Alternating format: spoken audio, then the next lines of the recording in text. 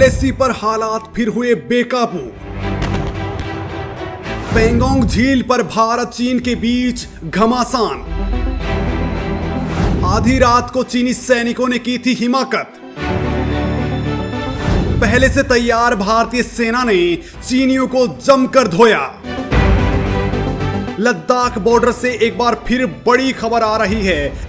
चीनी सैनिकों ने 14 जून के बाद एक बार फिर भारतीय सैनिकों से झड़प की है। एलएसी पर चल रही बातचीत के बीच ये चीन की बड़ी हिमाकत सामने आई है। हालांकि बड़ी खबर यह है कि भारतीय जवानों ने चीनियों को मुंह तोड़ जवाब दिया है। भारतीय सेना पहले से पूरी तरह तैयार थी और जब चीनी सैनिक साजिश के तहत भारतीय जोन में एंटर हुए तो उनको जमकर धोया। चीन ने यह हिमाकत सीमा पर चल रही बातचीत के बीच की है, जिसमें वो साफ कर चुका था कि उनके सैनिक झड़प से बचेंगे। लेकिन 29 से 30 अगस्त की दरमियानी रात को चीनी सैनिकों ने मौके का फायदा उठाते हुए भारतीय क्षेत्र में एंट्री मारी। जब भारतीय सैनिकों ने उन्हें रोकने का प्रयास किया तो वो मानने को तैयार नहीं हुए। लिहाजा एक बार फिर दोनों देशों के बीच झड़प हो गई है। सरकार की ओर से मिली जानकारी के मुताबिक चीनी सैनिकों ने बातचीत से इतर जाते हुए इस मूवमेंट को अंजाम दिया है। पेंगोंग झील के दक्षिणी किनारे पर चीनी सैनिकों की गतिविधि का भारतीय सेना ने जमकर विरोध किया। भारतीय सेना ने चीन को आगे नहीं बढ़ने दिया है। इस दौरान एक जोरदार झड़प देखने को मिली है।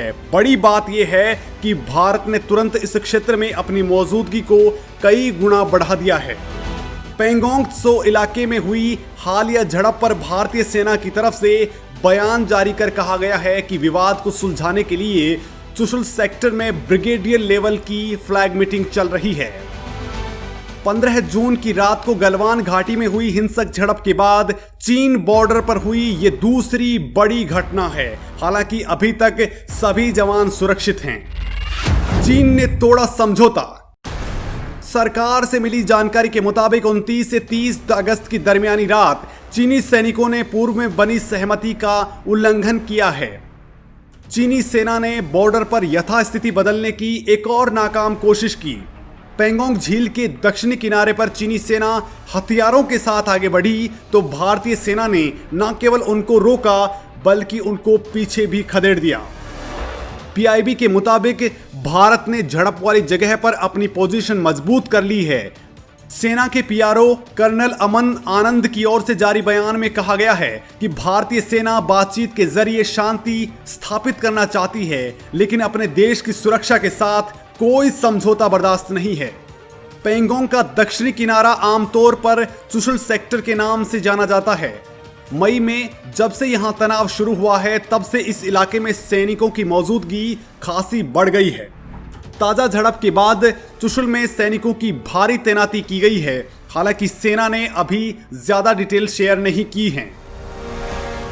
बातचीत के बीच चीन की बड़ी साजिश। कई दौर की बातचीत के बीच पूर्वी लद्दाख में तनाव कम नहीं हो रहा है। भारतीय सेना का साफ स्टैंड है कि चीन को अप्रैल से पहले वाली स्थिति में लौटना होगा। सैन्य स्तर पर बातचीत के अलावा विदेश मंत्रालय और दोनों देशों के working mechanism for consultation and coordination ने भी बातचीत की है।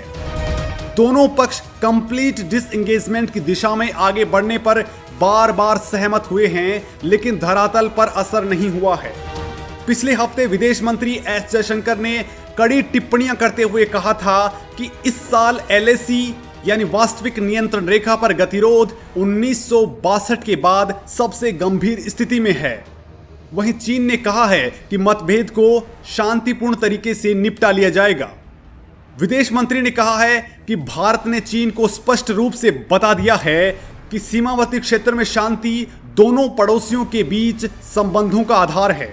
भारत और चीन में कई दौर की सैन्य और कूटनीतिक बैठकें हुई हैं, लेकिन जून में हिंसक गतिरोध के बाद पूर्वी लद्दाख के कुछ हिस्सों में केवल सीमित सेना पीछे हुई है। चीन जब भी मौका देखता है वो तमाम समझौतों को ताक पर रखकर भूमाफिया वाले रूप में आ जाता है। इससे पहले 1999 में जब भारत का ध्यान करगिल में पाकिस्तान की घुसपैठ पर था, तब चीन ने अपने बेस से लेकर फिंगर 4 तक एक कच्ची सड़क बना ली थी। बाद में इसे पक्का कर दिया गया। मिलिट्री ऑफिसर्स के मुताबिक पीएलए के सैनिक अक्सर फिंगर 8 और सिरजब की पोस्ट से अपनी पोस्ट से गाड़ियों में बैठकर इस इलाके में पेट्रोलिंग करते हैं, लेकिन फिंगर 2 तक दावा करने के बावजूद उन्होंने इस पर कभी कब्जा नहीं किया था। लेकिन अब उन्होंने फिंगर 4 से 8 के बीच डिफेंस स्ट्रक्चर तैयार कर लिया है और वो फिलहाल ऊंचाइयों पर मौजूद हैं। भारत में लगातार हो रही हैं बैठकें। रक्षा मंत्री राजनाथ सिंह ने एनएसए और तीनों सेनाओं के प्रमुखों के साथ लद्दाख में एलएसी पर गतिरोध को लेकर चर्चा की है। भारत ने सेना को चीन पर कार्रवाई के लिए खुली छूट दे दी है। चीन ने एलएसी में अपनी उपस्थिति दिखाई है, जिससे मेल खाने के लिए भारत ने भी वहां बड़ी तादाद में अपने जवानों को तैनात कर दिया है। दोनों देशों के बीच कई दौर की बातचीत हो चुकी है। पिछले 15 जून को दोनों पक्षों के बीच खूनी झड़प में 20 भारतीय सैनिक शहीद हो गए थे। इस दौरान 40 से ज्यादा चीनी सैनिकों की मौत भी हो गई थी। चीन बार बार शांति की बात तो करता है, लेकिन गतिरोध वाले क्षेत्रों में अपनी हरकतों से बाज नहीं आता। भारत और चीन के बीच हालिया कूटनीतिक वार्ता के दौरान वास्तविक नियंत्रण रेखा के साथ संघर्ष विराम और डी-एस्केलेशन प्रक्रिया पर अपने मतभेदों को पाटने पर सहमति नहीं बनी। भारत ने मुद्दे को तेजी से हल करने की आवश्यकता पर जोर दिया है।